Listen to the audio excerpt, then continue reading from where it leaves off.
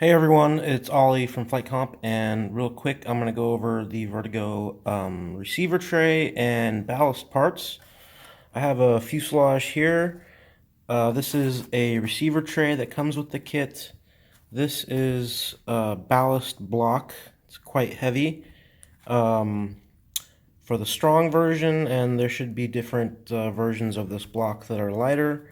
And then it has a fiberglass tongue on it for mounting, and then we have a sort of like a floor plate or a ballast plate that this block will attach to, and also your battery sits on this. And this installation is a little bit different, or it could be a little tricky, so I'll just go over it real quick.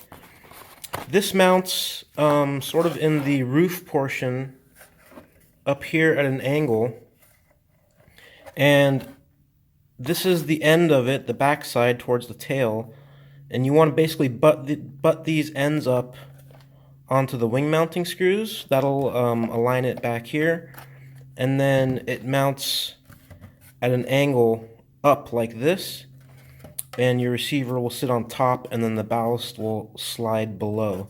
So let me try to get some of these parts installed, and I'll show you guys how to do it. So I've prepped these two parts to get them ready to install into the fuselage pod. This is the receiver tray. This is the front side towards the nose and the back side towards the screws. These back ends butt against the the front wing mounting screws. This is the base where your battery would sit and your ballast rod is attached. I've sanded these. Sanded the edges where they're going to glue up to the fuselage. And on this guy, I've sanded the bottom side on both edges where it's going to glue to the fuselage. And this is the threaded brass insert for the screw that holds the ballast down.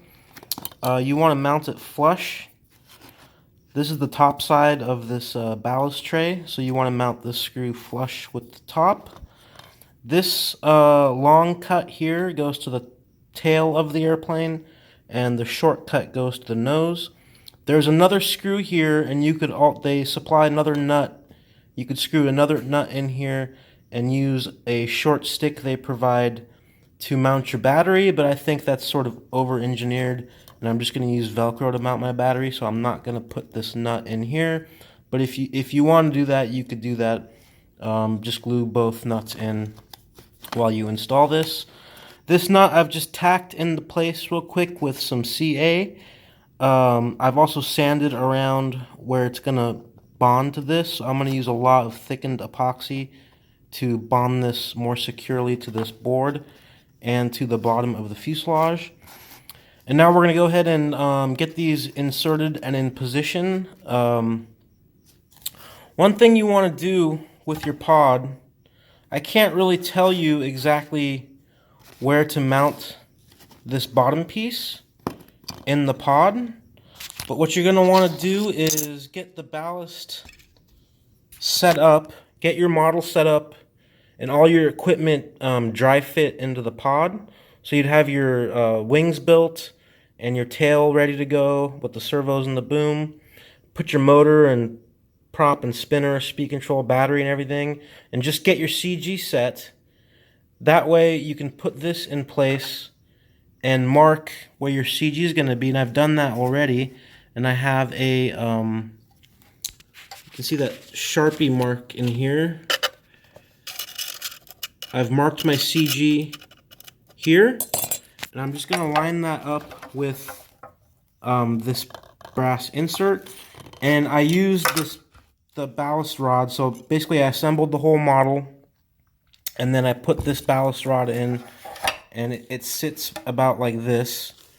And you want to basically line this hole up with this brass piece like this, and put this in the middle of the adjustment range, and then you can get a location for your mounting plate here.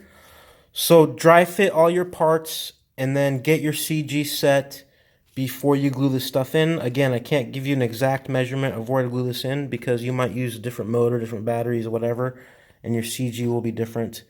But I've done that, so the first thing I'm going to do is tack this in place with some CA, and then I'm going to tack the receiver tray in place.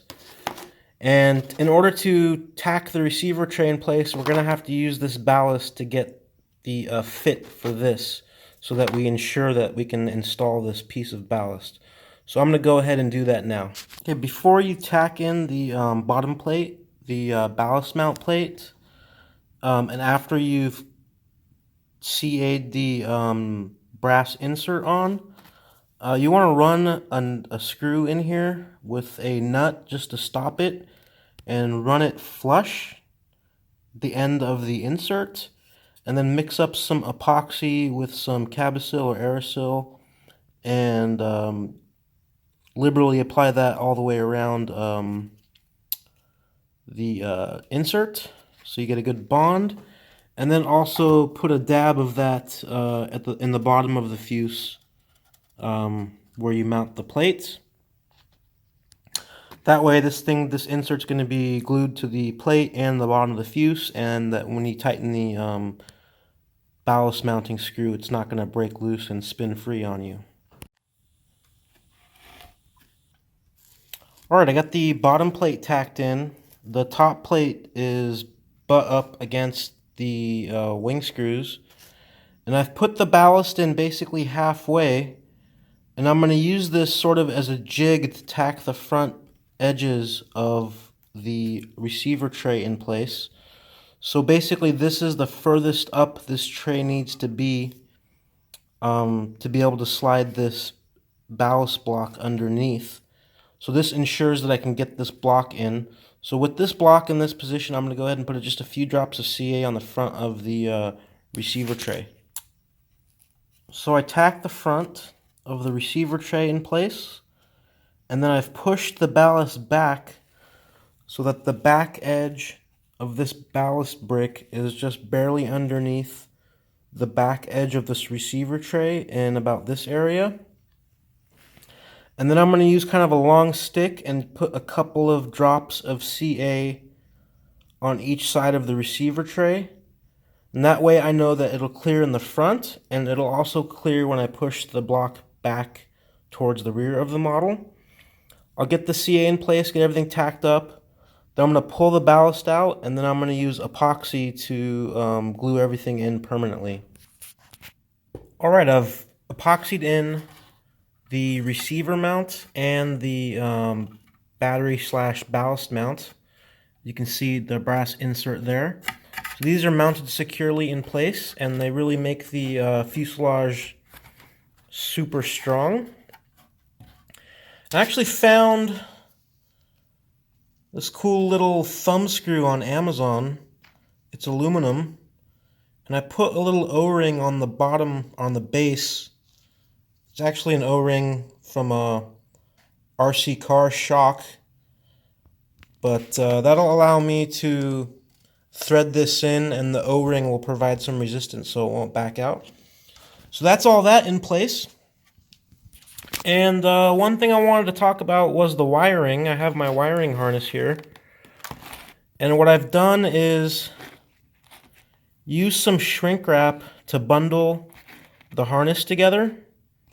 And I have also the elevator and rudder wires running through the bundle. And then at the connector side, I've bent over the wires and used some shoe glue or silicone kind of glue just to hold the wires at that angle bent over. And I wrapped that with tape to hold it while the glue dried. So this way, when you put the ballast in under the wiring, you have less of a chance of snagging something. So this will just try to keep the wiring cleaner. And yeah, that's about it. I have a Dean's connector here to go to my boom. So this is the big ballast brick that GCM provided, and it's really heavy. I haven't weighed it yet, but it's really heavy. I also made up some of these lollipop style ballast sticks, And these are much lighter. They're very easy to install in the fuselage. So now I actually have two of these sort of lollipop style ballast rods that I made installed in the fuselage, and the thumb screws holding them down.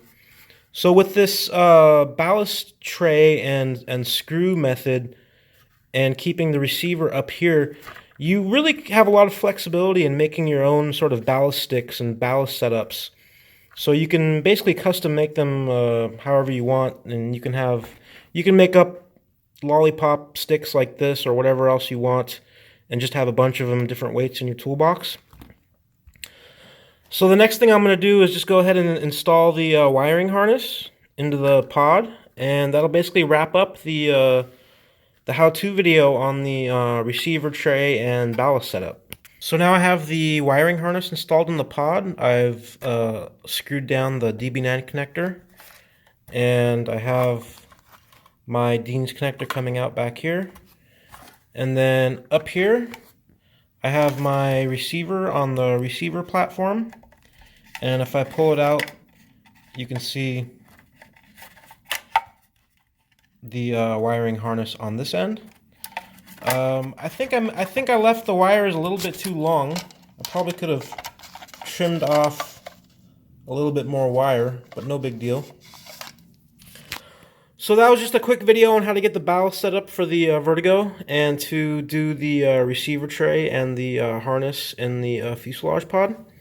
I hope it's helpful for some of you guys that are building Vertigos, and I will see you guys in the next video. Thanks.